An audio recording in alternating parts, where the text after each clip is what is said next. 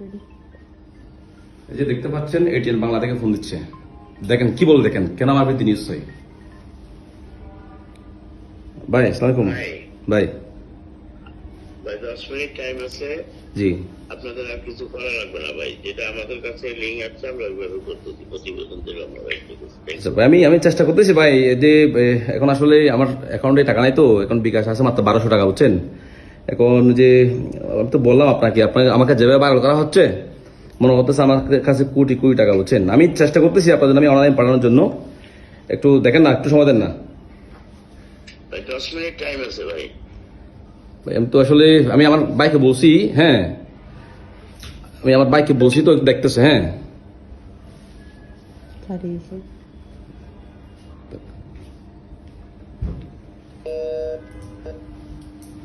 রাখো, video of করবে না, ঠিক আছে। এখন দিও সাংবাদিক বিকাশে টাকা চাই, না ইউজ করবে।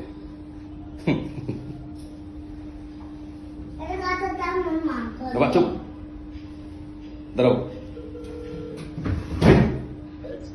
ভাই। ভাই একটু আর একটু পরে করে নিউজটা করা যায় না? না ভাই, আমাদের সিরিয়াল আমাদের টাইম টেবিলে চলে ভাই। এটা কয়টায় হবে, নিউজটা কয়টায় হবে? 12:30। ওই 12:30 আর 7-8 মিনিট আছে ভাই, একটু সময় দেন না আমাকে, আর একটু সময় দেন ভাই সময় দেওয়ার আমার কোনো ব্যবস্থা নাই ভাই, আমি চাকরি করি এখানে ভাই। তো 7 মিনিটের মধ্যে একটু আমার ব্যবস্থা আমি করতেছি ব্যবস্থা, আমার বাইকে বলছি এই কেস আর কি। হ্যাঁ রাখো, ভিডিও অন করবে না।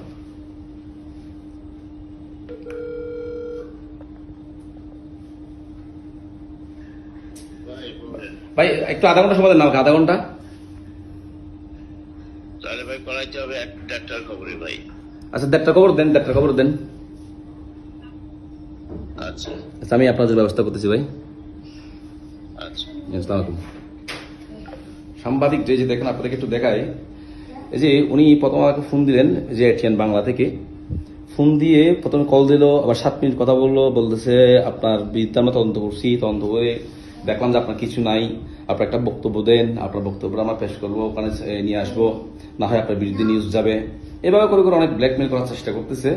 আমি যে একটা মাল, সেটা তারা জানে না, বুঝছেন, যে এরকম সাংবাদিক সব মানে বেশ কয়েকজন সাংবাদিক আমাকে এভাবে টাকা চেয়েছে, আমার বিরুদ্ধে নিউজ করেছে, সেটা আমি জানি। দেখতে পাচ্ছেন অনেকগুলো মিস কল দিচ্ছে, একটার পর একটা, যেখানে 1বার 2বার 3বার, এই যে একবার কথা বলবো, আবার কল দেয়, আবার কল দেয়, রিসিভ করি না। এই যে কেন তারা আমার কাছ থেকে টাকা চায়, কিভাবে বিকাশে টাকা চাইবে, টাকা না দিলে আমার বিরুদ্ধে নিউজ করবে।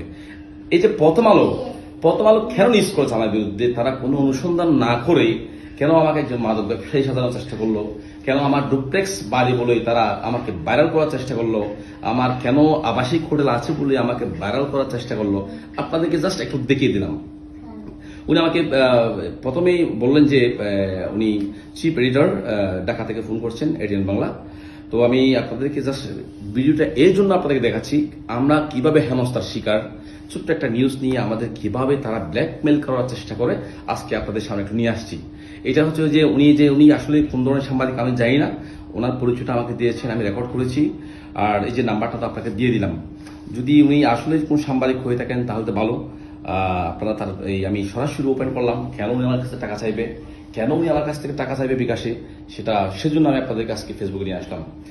এই সমস্ত সাংবাদিকদের একটু মানুষ চিনে রাখা দরকার, কেন অযথা কোনো মানুষ কোনো অপরাধ না করেও তার বিরুদ্ধে নিউজ হবে, সেটার জন্য আজকে আমি আসলে এই ভিডিওটা ফেসবুকে নিয়ে আসলাম। ধন্যবাদ সবাইকে।